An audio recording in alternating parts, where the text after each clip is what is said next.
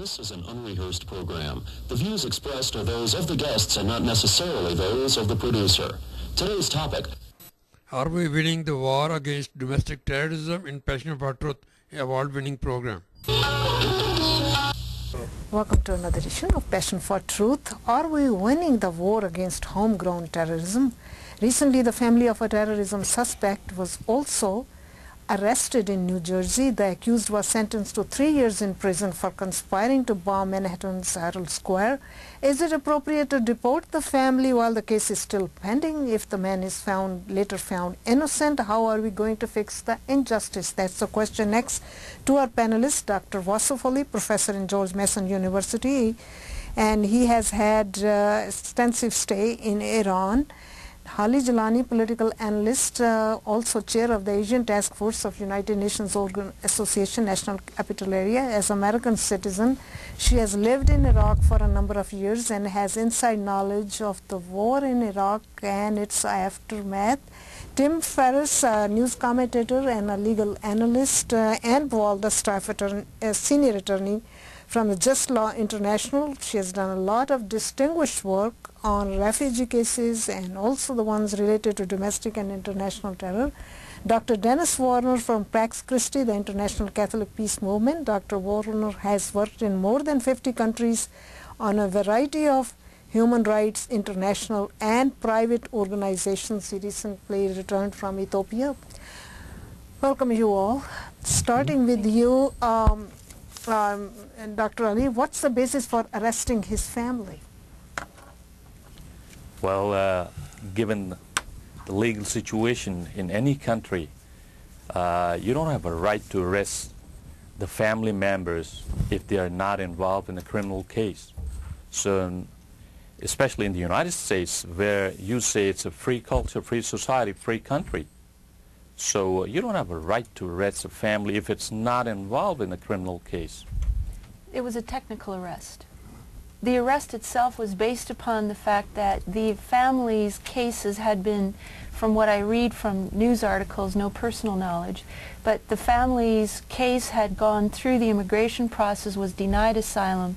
They were in the Second Circuit, and whether or not stays of deportation were filed prior to the Second Circuit case being filed, technically the ICE has the ability to arrest anyone whose asylum has been denied. But so technically it's appropriate to deport the family or while the case is still pending before the circuit court? The tie needs to be made as to whether the arrest was pursuant to the son's terrorist accusation of the son being involved in terrorism activity or whether it was based on a technicality.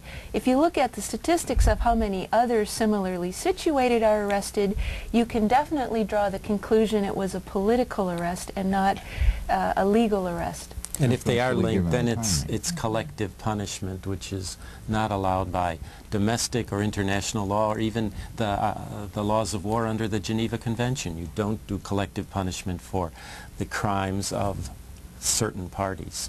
If, however, there is an immigration problem and there's a deportation order, given the fact that we have this one fellow in jail for 30 years because he's a terrorist, the timing looks odd, but they're not necessarily tied in.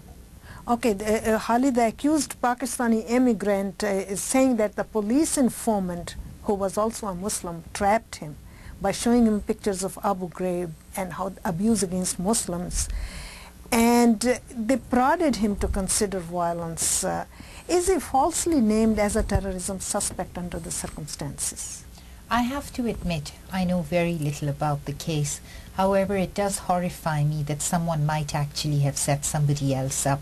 Passions run high when you're dealing with cases like Abu Ghraib and just about anything else where atrocities or even perceived atrocities are involved. As I say, it doesn't matter if an atrocity actually took place. If the perception that an atrocity took place is there, then you're already dealing with the reality in somebody's mind.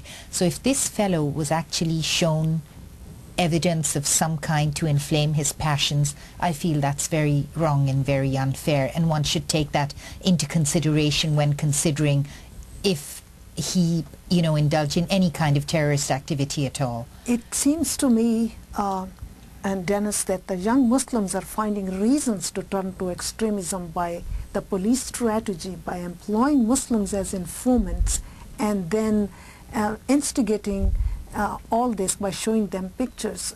But in reality, they are trying to find a terrorism suspect. It's very unfortunate, and I think if the police or whatever authorities are working are using illegal methods, using methods of entrapment, for instance, this only inflames passions and aggravates grievances, which may be real or only perceived, but it makes them worse. And so I think one of the better ways of dealing with terrorism is to deal with it legally and openly so that people understand the rule of law is working. And there is not this additional aggravation to push people to fight violently against the system.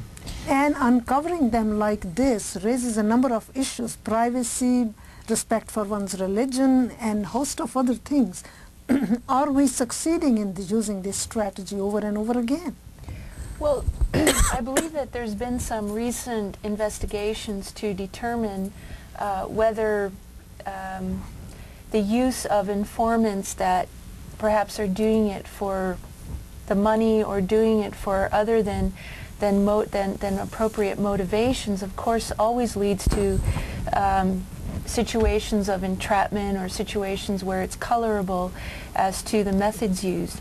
I think when law enforcement are seeking to find if terrorist cells exist, there are much better methods to employ to do so.